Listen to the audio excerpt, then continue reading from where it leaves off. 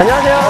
반갑습니다. 인청 스펀지 파더콘입니다. 네, 저는 히블리입니다. 네, 뭐 오늘 우리가 중요한 이야기를 좀 나눠봤으면 좋겠습니다. 네.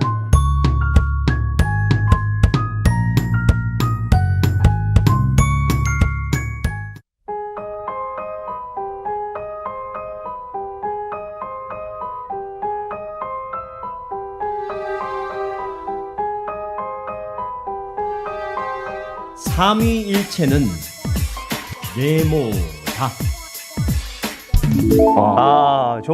정말 그럴 것 같아요. 예.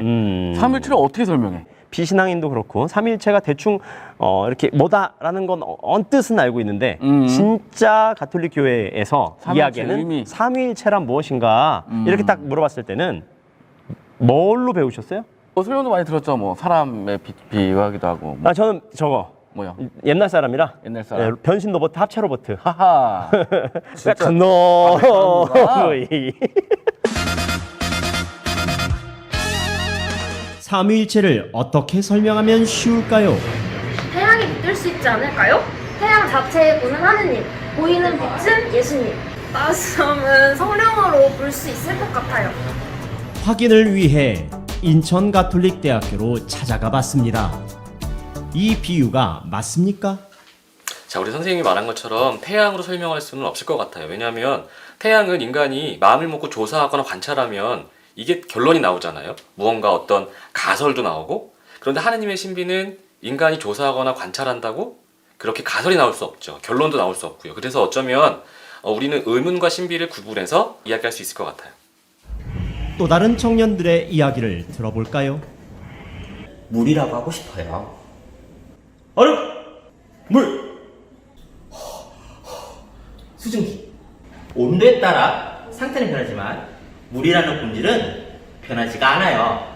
이러한 모습들이 하느님의 삼일체를 표현하는 것 같아요. 이 비유는 또 어떻습니까? 자, 얼음, 물, 수증기라고 하면 사실은 상황에 따라 그만 변하는 거잖아요. 그런데 하느님의 본질은 상황이 변한다고 해서 무언가 변하지 않을 거예요. 그래서 아마도 얼음, 물, 수증기로 상황에 따라 변한다는 이야기는 맞지 않을 것 같습니다. 오호, 이번 청년은 뭔가 더 똑부러져 보이는데요. 들어봅시다.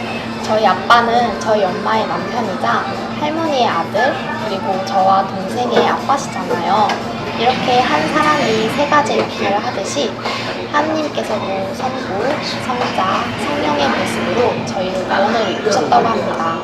이렇게 하느님의 모상인 한 인간이 삼위일체 하느님의 모습과 참 닮았다고 생각합니다. 이건 그럴싸한데요? 자, 선생님이 말한 대로 한 사람이 남편의 역할, 또 아들의 역할, 또 아빠의 역할을 할 수는 있을 거예요. 자, 그런데 하느님 삼위일체 안에 역할은 윗격과는 다른 이야기입니다. 하느님에게는 윗격이 세 개가 있는 거죠. 성부의 윗격, 성자의 윗격, 성령의 윗격. 하지만 그 윗격은 다르지만 본질은 하나라는 이야기가 바로 동일 본질입니다. 동일 본체라고도 불리우죠. 삼위일체의 어떤 정수예요. 자, 그런데 여기서 우리는 윗격이라는 말과 역할이라는 말이 조금 혼동이 된 것 같아요. 어쩌면 하느님이 십자가에서 돌아가셨을 때 어떤 사람들은 신성이 없다, 그리고 어떤 사람들은 인성이 없다라고 말하실 때 그 하느님이 예수님인 척, 내지는 그 예수님이 하느님인 척 했을 수 있겠다. 아니면 하느님이 어떤 인간을 뽑아서 그냥 예수님인 척 너가 거기서 죽어라 라고 말했을 때 그것이 바로 가짜 고통, 가짜 죽음이 될 수도 있었을 거예요. 자, 이게 바로 우리가 2, 3세기에 혼동이 분명히 있었던 이단의 모습입니다.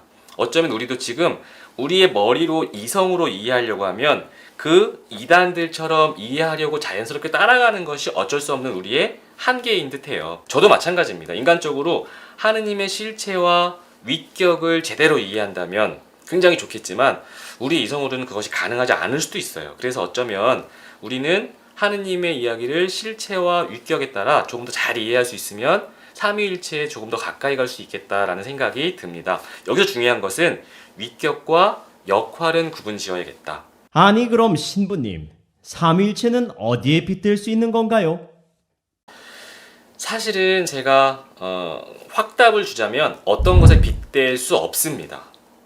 왜냐하면 어떤 거에 빗댄다는 이야기는 인간이 갖고 있는 의문에 답을 얻고 싶은 건데 사실은 하느님은 인간이 갖고 있는 의문과는 달라요. 그래서 정확하게 신비와 의문 같은 물음표지만 신비로운 것과 의문스러움의 물음표는 구분해야겠다. 무언가의 어떤 여러 방식으로 어떤가에 빗대어 설명하거나 또 그것이 비슷할지언정 인간의 이성으로 이해가 갈지언정 그것이 의문 안에서 해결될 것이 아니라면 이 신비는 전혀 어떤 것에 빌댈 수 없는 이야기가 될 거예요.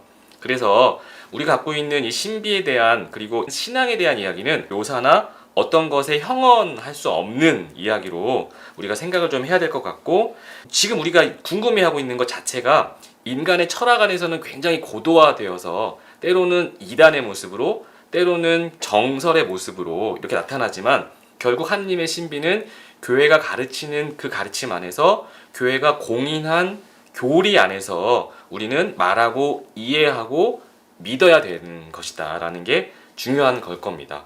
사실은 하느님의 신비는 그래서 알 수 없다라고 말할 수도 있겠지만 우리는 신앙과 기도 안에서 알 수 있다라고 믿고 신앙생활을 하게 되는 거죠.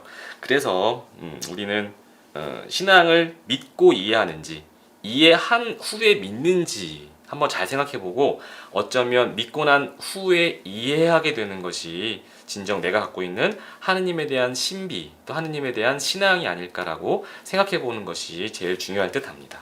삼위일체는 네모다. 삼위일체는 하느님의 신비이다. 삼위일체는 결국 어떤 것에도 빗댈 수 없는 신비라는 분명합니다.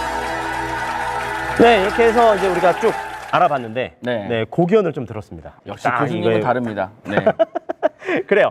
여러분들 우리 보시기에 네. 유용하고 즐거웠다면, 네. 유용했다면 빛나라 지식의 별 뭐 이런 거 그쵸, 있잖아요. 그쵸. 그런 그러면- 거 하는데 우리는 이제 빛나라 구독의 별, 좋아요의 별 막 해가지고 한번 네. 해볼까요? 아 그래요. 네. 빛나라 구독의 별.